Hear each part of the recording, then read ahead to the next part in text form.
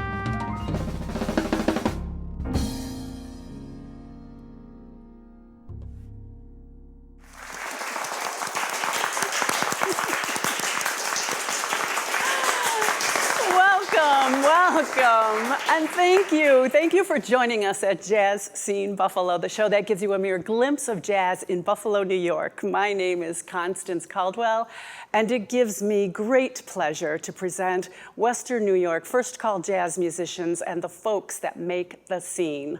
Also tonight, we will be visited by our very own jazz historian, Jack Nosavage.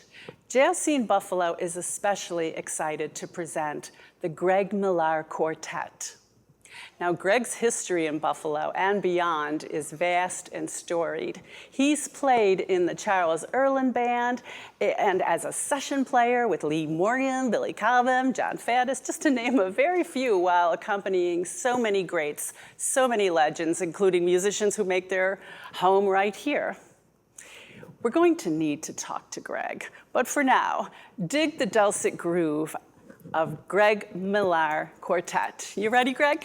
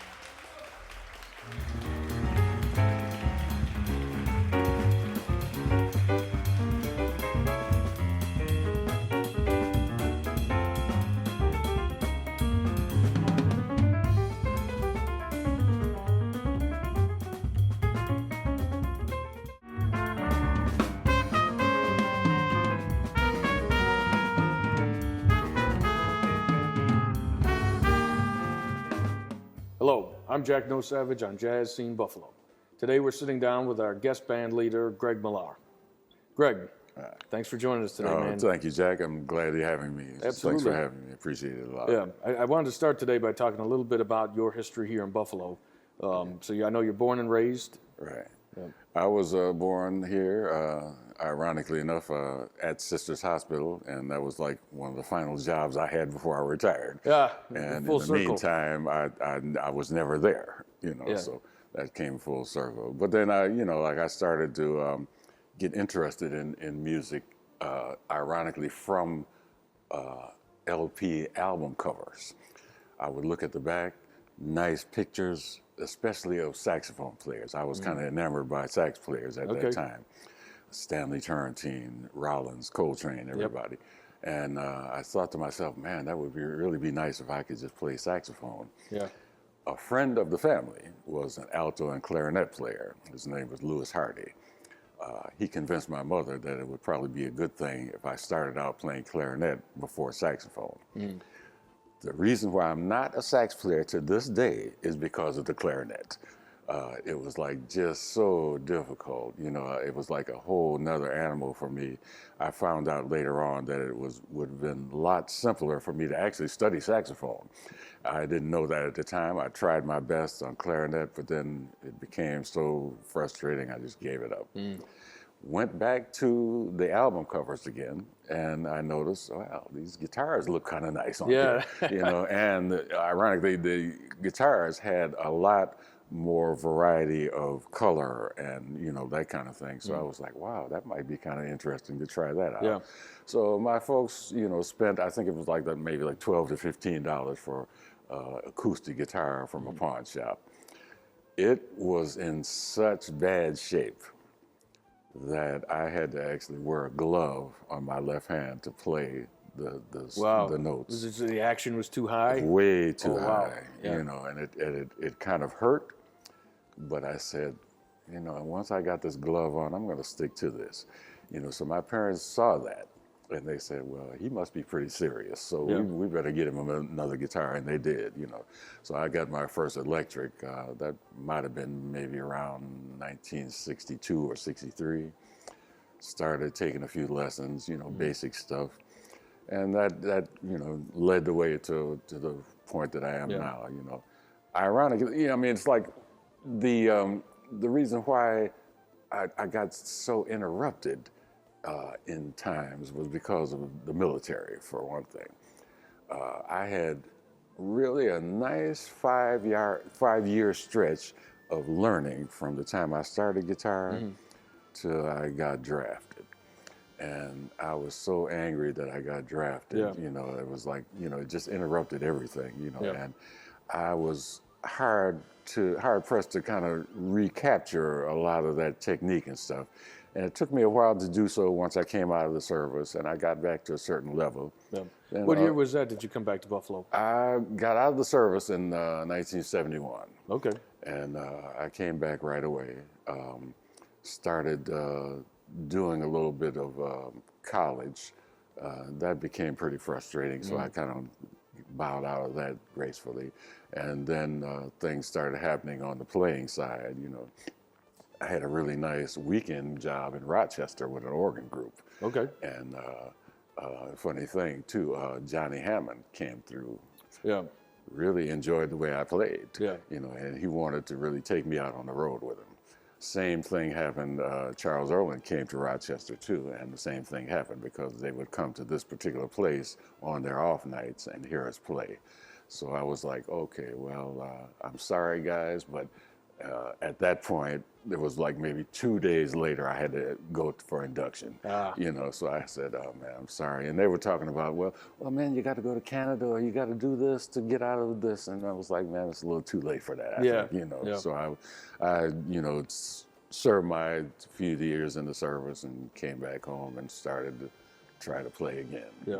When you mentioned Charles Erland, I know that you eventually did end up working with him a little bit more regularly. You recorded with him. Yeah. And I understand that was thanks to a gentleman who's very rarely talked about in Buffalo jazz history, Mr. BMO Crockett, Right, one-time BMO. owner of the Revelot. Can you tell us a Yeah. little bit about that? Well, he was really a nice guy at that time. I think I was like just barely of age that I could get into clubs. Some of them would turn me away, because, they didn't know about me or anything. BMO was a little bit more lenient, So the time that I would come to the Revelot to just hang out and listen to different groups, I'm trying to remember who I came to hear this one particular night. And BMO pulled me aside. He said, Greg, Charles Erlin is looking for you. And I was like, what do you mean he's looking for me? I don't even know the man, And ironically speaking, again, it was like, I think Charles was looking for someone else. And I never found out who that was. Yeah. Well, he found you. Yeah, it was to my advantage. So I went to New York and played my first gig with him at a place called McKell's. And it worked out really nice. He had like a sextet at the time, 3 horn players, organ, guitar, and drums. I know you recorded a big band album with him as well. That was Intensity. Yeah, it wasn't necessarily a big band, but it was like a bigger group. I think there was like maybe, I don't know, I want to say maybe 9, 10-piece group. All stars, I was wowed by all these people. Hubert Laws, Billy Cobham, Billy Harper, Virgil Jones. That particular session, I know, was kind of fateful. It was the last recording session that Lee Morgan, the great trumpet player, was on before he passed away. That's was true. Ultimately, killed 3 days later, I believe. Yeah, I think it was like 2 or 3 days later. And I believe, I've seen the documentary called I Called Him Morgan. There's a young lady in the documentary who claims she was part of that whole scene. And at the recording studio, my girlfriend at the time was sitting next to who I think this girl was. Oh, wow. Yeah. And she might have been the reason why Lee was killed. Interesting. Because he was hanging out with her. Yeah. My lady friend got to know her a little bit, just talking back and forth in the studio. And, actually the reason why Lee wanted to record was because he came and heard the band at a club called The Baron in New York. Wow. And he had some really nice things to say about the members of the group. We were all like pretty young guys too, and that was really like a special thing for him to, like say, wow, you guys sound really nice. And I think at that point, maybe Charles might have convinced him or, like got him to, come on board with the session. So he did, and it was really a great time, Yeah, absolutely. Yeah, he enjoyed, playing, there was some times, I guess there was like some people that were, I don't know, like antagonistic towards him for some reason, like people that hung around sets or whatever, or bars or whatever. And they, this one guy, I can't remember his name, but he kind of gave Lee a hard time at the Baron, and it was like, well, man, I mean, the rest of us guys were wanting to jump on this guy because, you can't talk to me about Lee Morgan, man. Him like Listen, that, Lee Morgan, Yeah. don't you realize that? But, things happened and everything kind of worked out. Yeah, well, obviously an incredible, time to be around and people to be around. And, we're so glad that you brought that back to Buffalo and were able to share that with us. Yeah, it was a great time. I'm really thankful for Charles for, for providing some guidance for me, as a young guy, like how to, conduct yourself, as a musician and off the stage too, so we learned a lot from him, that was a good time. Yeah, great. We're going to hear a little bit more of that now. Okay. Thank you.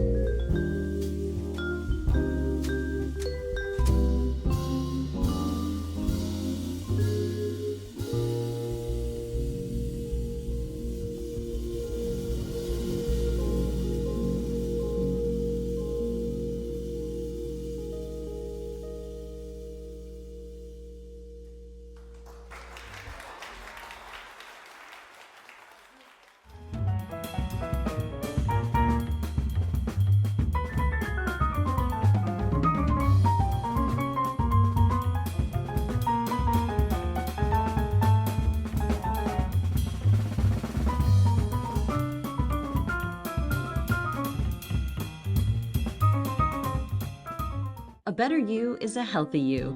This is what compassionate medical care is all about.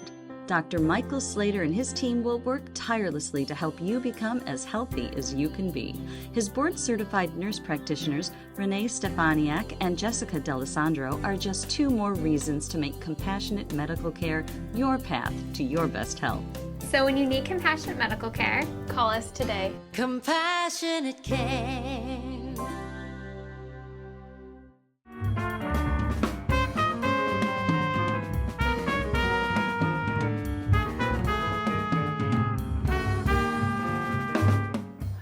Hi again. I hope you are enjoying today's Jazz Scene Buffalo concert as much as I am. And it bears reminding that Jazz Scene Buffalo celebrates not only our talented jazz musicians, but also the people who present opportunities throughout Buffalo to hear, and in this case, participate in the music.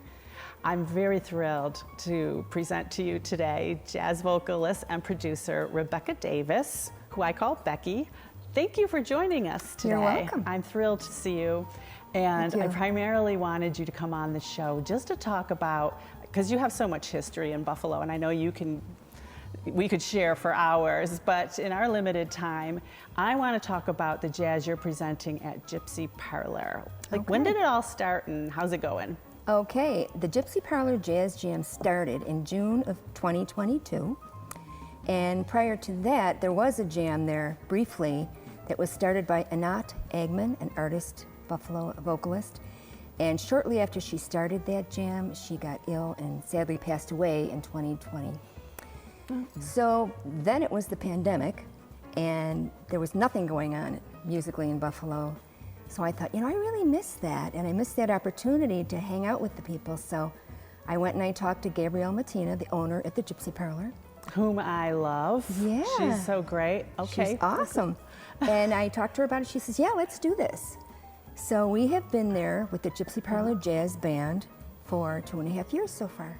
And it's going great. It's going so fabulous. Now you present not only A-listers, but you also invite the public. Like if I wanted to, or maybe you wouldn't want that, but but if people, want to try out their jazz instrument, be it a vocal or be it an instrument, can they just show up, and how's that work? Absolutely. So I advertise, do as much PR as I can, various sources, my Facebook page, and Step Out Buffalo, Jazz Buffalo, try to get the word out there and let them know that number 1, we're there, and number 2, it's for all skill levels. So you're welcome to come and jam with us. So the first hour from 7 o'clock until 8, I have a featured artist. Oh, okay. Oh my gosh, we've had Jared Tinkham, Fabulous Greg Millar, musician. Today's musician, yeah. Yeah. Well, I heard you had Michael McNeil. Michael and McNeil. all kinds of people. Yeah, Griff, and I have There's a just couple so of many. vocalists as well. You're Matt and gonna... Contro. I've had Alex MacArthur come in and sing with me, and Cheryl Well, let's Ferris. talk about you for a second. Yeah. Now, I know you attract a lot of players that want to play. Yes. Even if they're playing, up the street, they might stop in or Yes. later or what have you. Right. Do you sit in? Do you open up yes. with your core band? Or, I mean, I would do that if I was, you know, presenting. I do 1 or 2 with the featured artists. Gotcha. And then I'll do 1 or 2 before the jam starts, and I'll probably do 1 or 2 at the end. And so you'll fill in too in case there's Yes. a need? Yes. Oh, how fabulous! Yeah. And I am a big fan of yours, so that's a treat in itself. Now, and this is a corner bar on west side of Buffalo. It's almost unassuming that this fabulous music is going on, and is it free? Is it a ticketed price? Or? It is free always. Do you have to make a reservation then in that case? I or is encourage it because it's gotten so big that lately it's been standing room only. Do you have any plans to add more, or? Well, we actually did. Last year we added a second night per month, and it just didn't work as well. I kept getting messages and calls, oh, is it this Monday? Is it that Monday? Oh, okay. And people were getting confused, and I thought, okay, let's keep it simple. Yeah. Let's go back to 1 time a month. Yeah. So. I love that idea too, because then you create some kind of a demand Yes. and immediacy. We Yeah. have to see it if we're going to Right. catch people, or if we want to enjoy the food and the music at the same time. Right. So now you were talking to me a little bit about Marvin Jolly. Now, is he I know he's your guy. Yeah. So is he your regular drummer there? He's a fabulous drummer. He's not the drummer, he's the percussionist. Okay. So he's bringing lots of different pieces from all over the world, actually, and he'll sit in on the kit sometimes as well, but my drummer is actually someone else. Oh, okay. Yeah. So, and there is a difference. So if you're a drummer, I'm asking you as a musician, aren't you also defined as a percussionist? No. No. No. I used to think that, but each one of those percussion instruments is a completely different thing. It's a different study. It's totally different. In fact, I was at a party the other day for a friend, and there was a Wendell Rivera. And I said to Marvin, why don't you go sit in? And he said, oh no, I don't do the congas.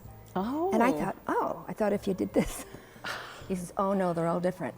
See? Yeah. There's always something to learn. And here Yeah. I thought it was just, if you could do it on this, you could do it on another No. instrument, on a cowbell Yeah. or what have you. No, it's And all- I've seen John Bacon pick up a water bottle and do some fascinating things when he's doing all his percussions and his sounds. Yeah. He's amazing.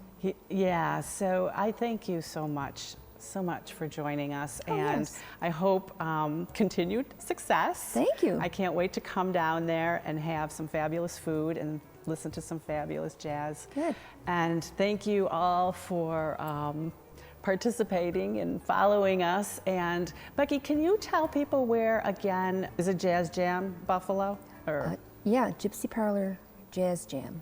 Gypsy Parlor Jazz Jazz Jam. Jam. All right. Thank you. Oh, thank you so much, Buffalo. We really appreciate your applause and everything. We're so happy to be here today. Let me introduce these great musicians to you. Over on the Vibes, we have Mr. Alec Dube.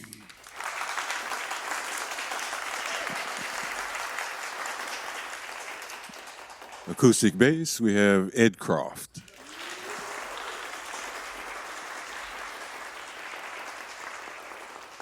And I guess you may have seen him a little earlier, but we're nevertheless really glad to have him again, John Bacon on drum.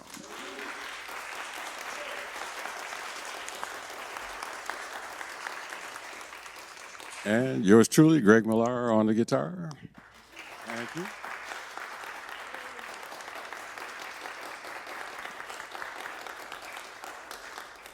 We started off our set with an old standard, good tune for jamming and whatnot. It was called I'll Remember April. And the second tune we did was a feature for Alec by one of his mentors, I'm sure, Mr. Bobby Hutcherson. It was Little Bee's Poem.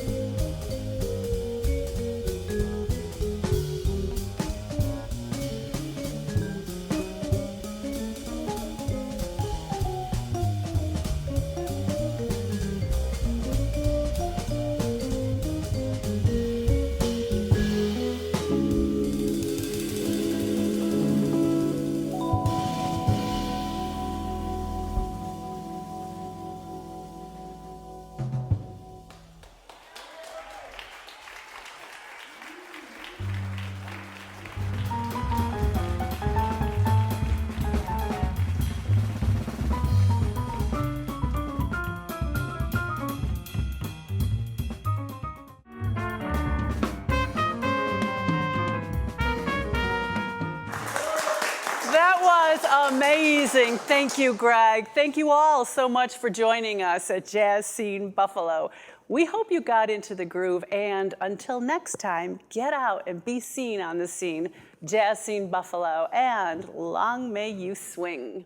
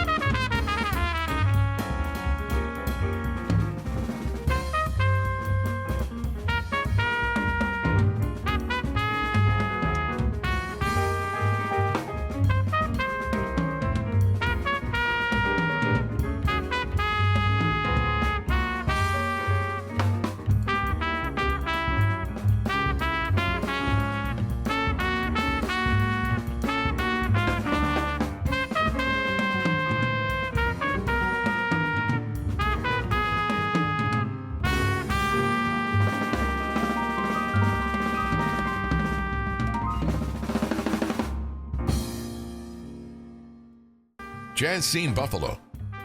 Sponsored by Compassionate Medical Care of Western New York. When you need us, we're there. Compassionate Care. Patient portal information at wnycompassioncare.com.